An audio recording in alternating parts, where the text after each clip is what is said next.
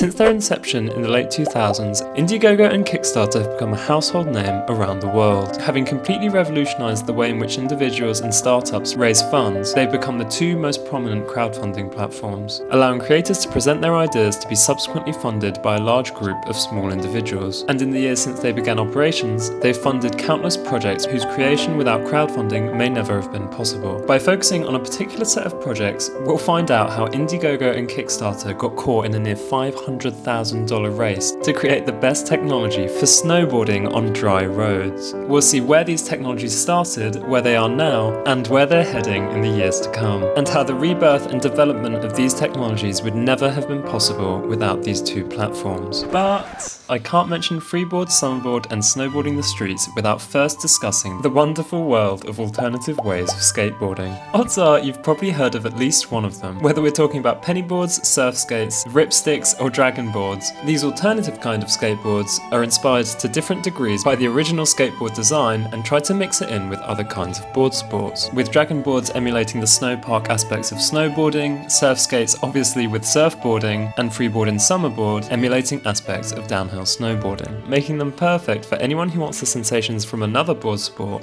while staying in the city. The end result ends up being far less about actual skateboarding and more about the board sport it's trying to emulate. So amongst all of these boards, let's look at the history of Freeboard and Summerboard, and how without the help of crowdfunding, these companies may not have otherwise existed today. Now when it comes to snow skating, there's only really three companies, the first of which being Freeboard, who started the movement of snowboarding the streets. They've been running for well over 20 years and have made multiple iterations of their six-wheeled skateboard design. And then came Summerboard, who were like, that looks really good, why don't we make it electric? Which was by no means an easy task, and you don't have to look far to see this because they're the only ones to this day who've managed to make an electric freeboard, which takes us to the third company, known as Otherboard, run by a dedicated freeboarder known as Marco, whose goal was to produce the highest quality freeboard parts possible, each of which is individually precision made by him. And having recently had the chance to try them over in Switzerland, I can definitely see why a lot of freeboard riders are choosing to switch to Otherboard. I think the main benefits arise when you're going very fast, because you can effectively lock into your center wheel in the similar way that you lock onto your edge on a normal freeboard. The parts are also far more durable and reliable at high speed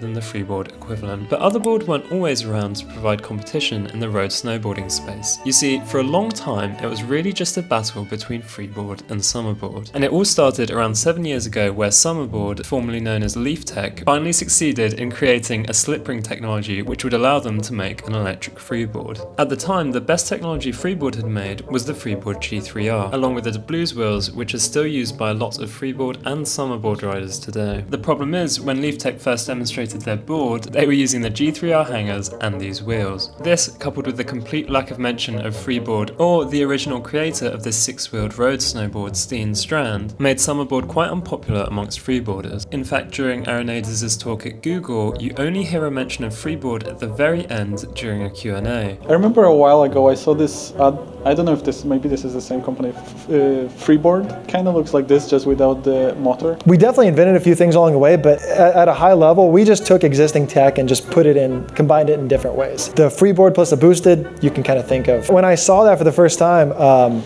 it was like, I've never had a religious experience, but when I saw that, it was like, it was incredible. But then I did some research and, well, you have to have a hill. And if this enthusiasm had been shown during the talk or any of the time that LeafTech were showcasing their product, Freeboard and Summerboard would never have had this upcoming conflict. But sadly, people got split between either Freeboard and Summerboard, and so began the race to make the best snow skate possible. After failing to raise $60,000 on Kickstarter, Summerboard had a successful Indiegogo campaign, raising well over $60,000, allowing them to launch their LeafTech en masse, during which Freeboard was selling the G3R series and focusing on building a very strong community. But with rapid growth in mind, Summerboard were relentless in developing new technologies and managed to secure $100,000 in private funding from Stadia Ventures, and it was at this time that Freeboard MFG was starting to burn through their money. It remains a mystery as to how exactly Freeboard MFG became bankrupt. Some say it was for all the fancy dinners, others from expensive consultants, while many believe that the sport just became unpopular. But when the dust settled, Summerboard found themselves flush with funding while Freeboard were near bankruptcy. Through a strong advertising campaign, Summerboard had become incredibly popular, while freeboarding had taken a turn for the worse. And although things seemed bad on the surface for freeboard, all hope was not yet lost, because what Steenstrand had created was not so much a product, but instead he'd sparked a worldwide community of unbelievably dedicated riders, who through a multitude of events hosted worldwide, would meet up knowing nothing other than the fact that they enjoyed the same sport. This developed into a worldwide family of riders who would meet up not so much for the board itself as much as a sense of community, adventure, and spinning around on the smoothest roads you've ever seen in the sun. And so although Freeboard didn't have much in terms of cash assets, they did have something that money couldn't buy. And this dedicated community made for the perfect tailwind when Freeboard launched their Indiegogo campaign for the Freeboard 5X, the objective of which was to add springs to the side of the trucks, which in turn would provide that extra dimension of movement that you find on powder snow. I have a separate video on the history of this campaign, but needless to say, they raised a shocking $300,000, an impressive amount which effectively saved the company. Fast forward to today, and these are the same boards which Freeboard is selling now. While on the side of Summerboard, they're also still selling the SBX, but with a new and improved battery and motherboard system, which gets us to where we are now and where Freeboard, Summerboard and road snowboarding are heading in the next few years. Well, first Freeboard need to release some actual good wheels for the Freeboard 5X, made especially for the 5X and not for the older generation boards in the way that the blues were made for the G3R, because at the moment the only real options you have for good Freeboard 5X wheels are the curved height privileges, which you'd have to buy separately, which would mean that any beginner starting with the Freeboard 5X would have a really good downhill setup, which at the moment is not really the case with the Cascade wheels, which would actually incentivize people not to buy secondhand, because finding a secondhand board with the blues is actually fairly difficult. And I ain't riding no slashes, keep that shit away from me.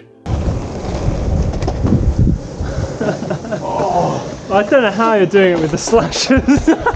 You're mad, man. Well, I'll tell you tomorrow when I wake up, because my legs are going to be fucking killing me. It would also be great if Freeboard managed to make a wide caster compatible with the same drill holes as the 5 and 5X. It's been a while since we've discussed the wide centre wheels, and my current thoughts on this are that the main benefits come when you're going at very high speeds. I don't think that they're particularly necessary for a beginner, although they do make centering far easier and going over bumps far smoother, which would definitely help in terms of building confidence. And so in a lot of ways, the wide centre wheels really help you overcome a psychological block rather than an actual physical limitation, because you only have to look at how much freeboarding was pushed with the Boro centre wheels by Geordie, Quentin, Mike Hoppy, Bentley Anderson, any of the big names in freeboarding, to see that the wide centre wheels are definitely not a requirement to riding the freeboard well and safely. But with that said, all of the very high level downhill riders are moving to the wide centre wheels, so it's hard to deny that they are probably the future of downhill freeboarding. And so in an ideal world, freeboard should have two options: roller skate wheels for freestyle and wide centre wheels similar to the Freshies with the holes to absorb shocks for downhill riding. This is an area where Freeboard have fallen behind to Summerboard, who clearly offered the better centre wheel option. As for the next generation of boards, an improvement that was pushed a lot by Mike Hoppy is to have a lower mounting height, because the lower the board is to the ground, the more similar the experience will be to snowboarding, where the gap between your feet and the ground is about 10 times less than on a freeboard. This is an area where I hope both Freeboard and Summerboard will manage to improve their current iterations, and if they do, I cannot wait to try the new versions of their boards. You just have to think how far both Freeboard and Summerboard have come since their inception, and how much more similar the experience is to snowboarding today than it was before, to wonder how much they can improve it again in the next few years. Next comes Summerboard. Now, I don't personally own a Summerboard at the moment, and so a lot of these points come from Summerboarders that I've met across the trips freeboarding. Aaron was not wrong when he said that they invented a few things along the way, and so I don't doubt that they'll be inventing more in the years to come. I think the main improvements that are available to them would be to add that extra dimension with the hangers, similar to either the Freeboard 5X or the other board JH1s, which would make the ride even more similar to snowboarding. I guess in this sense, Freeboard are ahead on the hangers, while Summerboard are ahead on the centre wheels, and by the fact that they've managed to motorise them as well. The other obvious improvement would be with their unique selling point, namely their slip ring technology, where I'm sure they're already working on improving that as well. I think the future looks bright for both Freeboard and Summerboard, as I hope people begin to see just how incredibly underrated both these companies are, and just how impressive it is that they've managed to make skateboards that ride like snowboards, and quite literally teach you to snowboard without going on snow. I mean, what? That's crazy. And so I'll leave a link in the description for both Freeboard and Summerboard if you're interested in getting started. As always, thank you very much for watching. I hope you've enjoyed the video,